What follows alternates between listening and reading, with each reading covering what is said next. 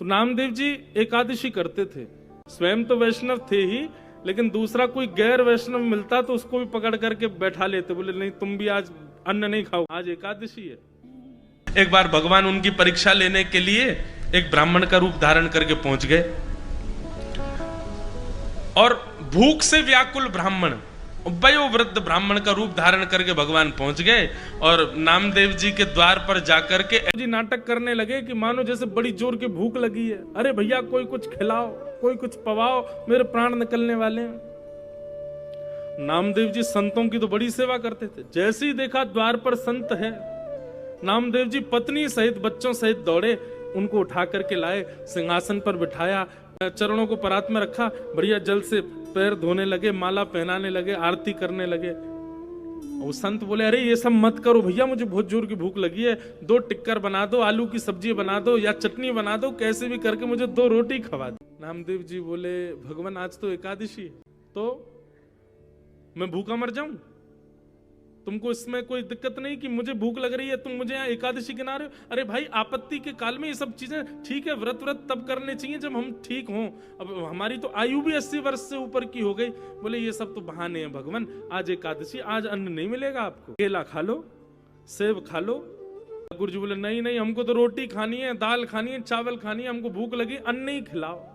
नामदेव जी बोले क्षमा करो भगवान, अन्न तो नहीं खा पाओगे, अभी द्वादशी लगने में इतने घंटे बचे, इतने घंटे और प्रतीक्षा करो तब आपको अन्न खिलाएंगे, अभी तो एकादशी चल रही है। भगवान बोले और हमारे प्राण निकल जाएं तो तुमको दिक्कत नहीं होगी? बोले बहुत अच्छी बात है, आज एकादशी है, एकादशी के दिन दाओ, बढ़िया वैकुंठ पहुंचोगे सीधे। नामदेव जी नहीं माने।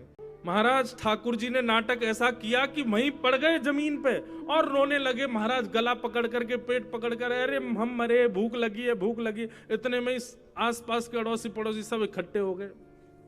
सब बोले अरे अरे नामदेव जी क्या हुआ, तुम्हारे घर पे संत परेशान कैसे?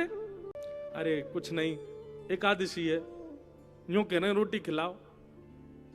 पड़ोसी बोले अरे तो खिला दो, तुम्हारी एकादशी तुम करो, तुम्हारी पत्नी करे, बच्चे करें, दूसरे को क्यों? नहीं कुछ नहीं पाना है। अब तो पड़ोसियों में होड़ लगी, सब संत बोले आप हमारे घर चलो, हम आपको बढ़िया दाल चावल खिलाएंगे। अरे ये नाम का बनता है भक्त, बताओ संत घर पर आ गए, इतनी मरणासन अवस्था में पड़े हैं, फिर भी कह रहा है कि मैं भोजन नहीं कर, आप चलो हमारे घर। जैसे पड़ोसी ले जाने लगे तो नामदेव जी ने संत का हाथ पकड़ लिया, बोले जाने भी नहीं दूंगा, फल खा लो, सेब खाओ, संतरा खाओ, लो केला खाओ, रोटी नहीं खाने दूंगा, आज एकादशी है।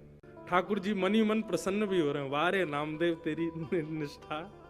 पंढरपुर के लोग गालियां देने लगे नामदेव जी को, अरे बनता अपने आप में महात्मा, बेचारे एक महात्मा को अपने घर में बैठा लिया है, जबरन उसको मारने का प्रयास कर रहा है, चारों तरफ लोग देख कर रहे थे, तमाशा हो रहा है, और ठाकुर जी यहाँ पर पड़े पड़े जा रहे हैं, मुझे रोटी खवाओ।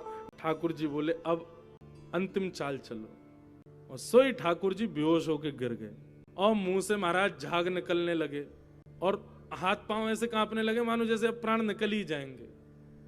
लोग बाग आए, बोले नामदेव कुछ तो शर्म करो, भजन की भक्ति की, अरे संत मरने वाला है भैया, एक रोटी बना के खिला दो उसको। बोले कोई बात नहीं, वैकुंठ जा रहे हैं, उनको जान दो, प्रणाम करो, आज एकादशी है। और ठाकुर जी जो संत वेश बना के आए उसमें प्राण त्याग दी, हाथ पांव शिथिल हो गए, नामदेव जी के नेत्रों से आंसू आ गए, सब लोग नामदेव जी को गालियां देने लगे।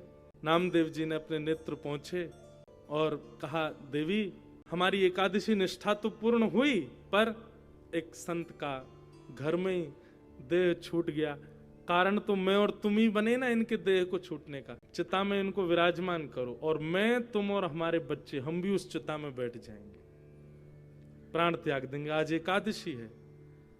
और एक सुंदर चिता लगाई, चिता में उस संत के स्वरूप को, उनके शव को रख दिया, ठाकुर जी थे वो, और एक तरफ नामदेव जी बैठ गए, पत्नी बैठ गई, छोटे छोटे बच्चों को गोद में बैठा लिया, और नामदेव जी महाराज ने पंडरीनाथ भगवान का स्मरण किया, संत के चरणों में प्रणाम किया, बोले भगवान हमें क्षमा कर देना, हमने तो बस आपके व्रत की निष्ठा का निर्वहन किया और बस इतना प्रयास किया नेत्रों के सामने कोई भी दिखे वह भी इस व्रत का पालन करे, क्योंकि एकादशी व्रत से आप प्रसन्न होते हो नाथ। यदि हमसे कोई अपराध बना हो, दोष बना हो, तो नाथ निश्चित ही हमको नरक भेजिएगा, पर इन संत को आप वैकुंठ में विराजमान करना। चिता में एक सुंदर लकड़ी में अग्नि लगा करके स्वयं चिता में अग्नि लगा दी। चारों तरफ लोग खड़े होकर के देख रहे थे। अग्नि में जैसी थोड़ी तीव्रता आई होगी, ठाकुर जी की कमर में जैसी थोड़ी अग्नि लगी, सोई भगवान तो उठ करके खड़े हो गए वहां पे, और उठ करके खड़े हुए नामदेव जी को खींच लिया, पत्नी को खींच लिया, बच्चों को खींच करके हृदय से लगा लिया। और जैसे ही हृदय से लगाया सब लोग देखने लगे क्या हुआ क्या हुआ। इतने में ही ठाकुर जी वहां से अंतर्ध्यान हो गए।